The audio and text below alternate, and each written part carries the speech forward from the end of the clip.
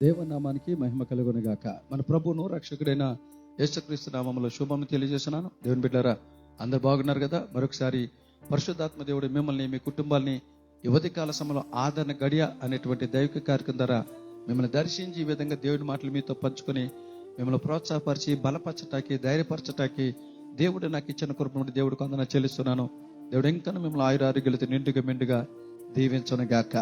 రండి దేవుని యొక్క వాక్యం విందాం. ఈరోజు పరిశుద్ధాత్మ దేవుడు మనతో మాట్లాడుకున్న అంశం ఏంటంటే, పరిశుద్ధాత్మ దేవుడు నన్ను ప్రేరేపించిన మాట ఏంటంటే, యోబు నిత్యము అలాగు చేయుచుండెను.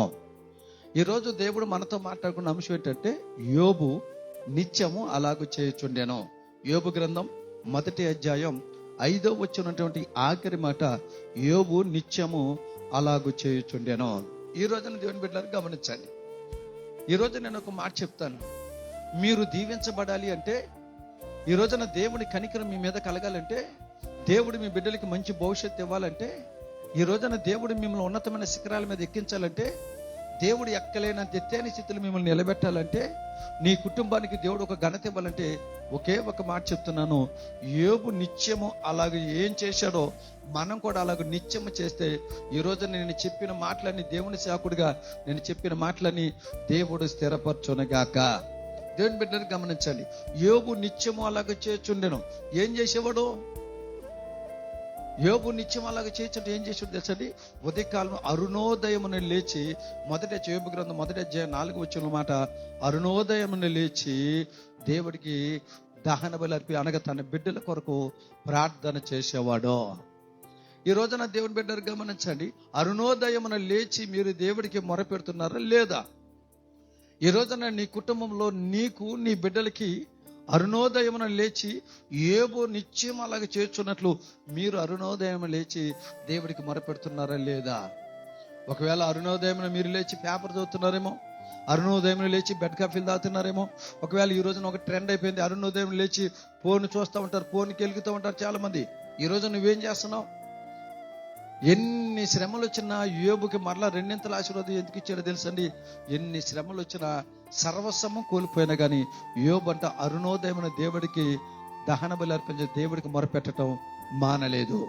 అందుకే దేవుడికి ఈ రోజున సలహా ఇస్తున్నాడు.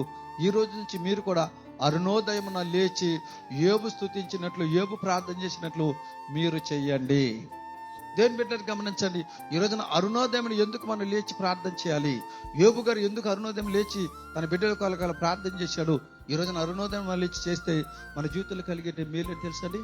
అరుణోదయం స్తుతిస్తే కలిగే ఆశీర్వాదం మీకు తెలుసా? నేను 2-3 విషయాలు చెప్తాను, వినండి. ఒకటి, యెహెజ్కేలు గ్రంథం 12వ అధ్యాయం 8వ వచన మాట ఏంటి తెలుసా? ఎవరు అరుణోదయం మొరపెడతారో దేవుడు వారితో మాట్లాడునుగాక. ఈ రోజున దేవుడు నీతో మాట్లాడంటే నువ్వు అరుణోదయం లేచి దేవుడికి దహన బలి అర్పించాలి, అనగా ప్రార్థన చేయాలి. ఈ రోజున ఎవరైతే ప్రార్థన, చాలా మంది జీవితంలో అరుణోదయం ప్రార్థన జీవితం లేదు. అందుకే దేవుడు చెప్తున్నాడు, అరుణోదయం మీరు లేచి నాకు మొరపెట్టండి, విజ్ఞాపన చేయండి, ప్రార్థన చేయండి, నేను మీతో మాట్లాడతా. అరుణోదయంలో ప్రార్థనలో అంత శక్తి అది. అందుకే దేవుడు చెప్తున్నాడు, అరుణోదయం మీరు మాట్లాడండి, నేను మీతో మాట్లాడతాను. రెండవది, అరుణోదయం లేచి మన కనుక దేవుడికి దహన బలి అర్పిస్తే, దేవుని స్తుతిస్తే, ప్రార్థన చేస్తే, రెండోది మన జీవితంలో జరిగింది తెలుసా? 63వ అధ్యాయం కీర్తన గ్రంథం 1-5 వచనాల మాట, మనకంట అరుణోదయం ఎవరైతే మొదలు పెడతారో, ప్రార్థన చేస్తారో వారికంట క్రొవ్వు మెదడు దొరుకుతుంది. అరుణోదయం లేచి దేవుడు ప్రార్థన చేస్తే జరిగే ఆశీర్వాదం ఏం తెలుసా? నీకు దేవుడు క్రొవ్వు మెదడిస్తాడు. క్రొవ్వు మెదడు అంటే ఏం తెలుసండి? జ్ఞానమును, బలమును, శక్తిని దేవుడు నీకు ఇచ్చునుగాక. సౌందర్యాన్ని దేవుడు నీకు ఇస్తాడు.